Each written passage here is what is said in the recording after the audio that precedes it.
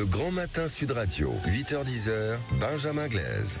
Sud Radio 8h11, c'est à la une. C'est donc aujourd'hui que s'ouvre la COP29 sur le climat à Bakou en Azerbaïdjan. Absence remarquée, Emmanuel Macron ne participera pas au sommet, une première depuis 2019. En cause des fortes tensions diplomatiques entre les deux pays, notamment au sujet de l'Arménie, un an après l'attaque au Haut-Karabakh, offensive militaire qui avait mené au déplacement forcé de 120 000 civils arméniens. Bonjour Anne-Laurence Pétel. Bonjour. Et merci d'être avec nous ce matin. Vous êtes ex-députée Renaissance, ancienne présidente du groupe d'amitié France-Arménie. Emmanuel Macron qui fait la passe sur la COP29 à Bakou. Est-ce qu'il a eu raison de prendre cette décision, Anne-Laurence Pétel ? Bien sûr qu'il a eu raison. Bien sûr, parce que aller à Bakou, c'est prendre le risque de serrer la main d'un dictateur et de légitimer ce qui est clairement une imposture, en fait, parce que l'Azerbaïdjan n'est absolument pas un pays déjà engagé dans la transition écologique. C'est un pays, une pétro-dictature. Et puis, c'est un pays qui, en termes de droits de l'homme, est catastrophique. Emmanuel Macron est très, très engagé auprès de l'Arménie depuis 2020, depuis la guerre au Karabakh. Et il a fait beaucoup pour que l'Europe aide ce pays, l'Arménie, face à l'Azerbaïdjan qui le menace tous les jours. Emmanuel Macron qui ne se rendra pas donc à cette COP29. En revanche, la ministre de la Transition écologique, Agnès Pannier-Runacher, sera bien présente à partir du 20 novembre. Est-ce que la France devait totalement boycotter cette COP29 ? Il y a une différence entre boycotter totalement et envoyer des techniciens ou des fonctionnaires, mais pas de personnalité politique. Moi, je pense que si on veut parler, si on veut quand même être présent sur le plan de la représentation environnementale, on peut envoyer des fonctionnaires et des techniciens discuter, mais je ne comprends pas qu'on ait une représentation politique et un membre de gouvernement. Je pense qu'on aurait pu se passer de cette présence à Bakou. Encore une fois, je le dis, ça veut dire serrer la main d'un dictateur.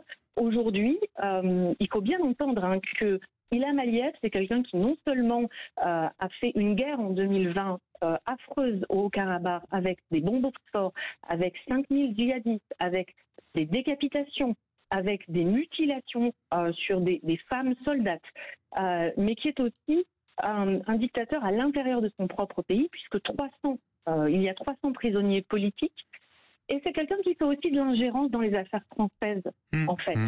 On l'a vu effectivement et bien du côté notamment de la Nouvelle-Calédonie, ces tentatives de déstabilisation. C'est exactement ça. Il a créé depuis 1 an et demi à peu près ce qu'il appelle le groupe d'initiative de Bakou et qui est un groupe qui est destiné à fédérer les régionalismes ou les indépendantismes, que ce soit en Nouvelle-Calédonie, que ce soit en Corse, que ce soit partout où il y en a dans des régions ou dans des territoires français, pour pouvoir déstabiliser la France.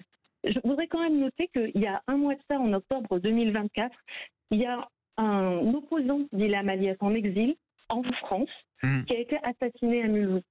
C'est le 4e opposant qui est assassiné. Aujourd'hui, vous avez Mahamat Mirzali, qui est un opposant blogueur, qui est protégé par la police française, qui vit en France et qui a fait l'objet de plusieurs tentatives d'assassinat sur le sol français. Donc on ne parle pas de n'importe quelle dictature. Et pour autant, on a l'impression que la France n'arrive pas à parvenir justement, ou n'a pas la parole assez forte, ou pas suffisamment d'actes pour faire face à ces ingérences et déstabilisations de la part de l'Azerbaïdjan. Alors, la France, elle a été vraiment aux avant-postes avec Emmanuel Macron dès 2020, puisque c'est lui qui dit clairement qu'il y a des djihadistes, 5000 djihadistes dans le conflit, qui nomme l'agresseur et l'agressé et qui emmène notamment à Prague en 2022 au sommet de la communauté politique européenne, qui amène les Européens à déployer une mission d'observation qui est aujourd'hui très utile à la sécurité et au sentiment de sécurité des Arméniens, et qui amène les Européens à signer aussi la facilité européenne de paix pour l'Arménie. Néanmoins, moi je vous rejoins sur une chose, on est très faible face à cette ingérence. Et je pense qu'on devrait agir et que sans doute les avoirs de la famille Aliyev devraient être gelés et on devrait être beaucoup plus offensif et sur cette question de l'ingérence, parce que c'est insupportable de voir à quel point ce pays se permet la déstabilisation de la France. Un mot pour conclure, Anne-Laurence Pétel, sur ces 120 000 Arméniens déplacés à la suite de l'offensive militaire de l'Azerbaïdjan du côté du Haut-Karabakh. Que sont-ils devenus aujourd'hui, ces déplacés ? Moi, je voudrais saluer le gouvernement arménien qui a mis tout en œuvre pour pouvoir les accueillir. Vous savez, c'est un pays de 3 millions d'habitants. Recevoir 120 000 personnes en 48 heures, c'était une gageure. C'était un défi énorme. Ils ont été pris en charge et il n'y a pas par exemple de tentes de réfugiés à l'extérieur de la ville où tous ont eu un toit sur leur tête. 30% à peu près ont retrouvé du travail. Certains sont partis parce qu'ils avaient de la famille en Russie ou dans d'autres pays.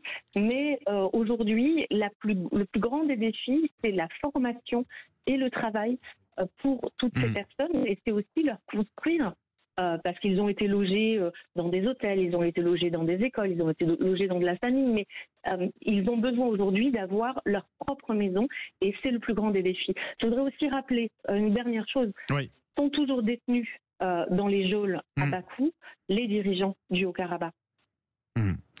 Merci beaucoup Anne-Laurence Pétel d'avoir été avec nous ce matin sur Sud Radio. Je rappelle que vous êtes ancienne députée Renaissance, ancienne présidente du groupe d'amitié France-Arménie. Merci à vous et très bonne journée.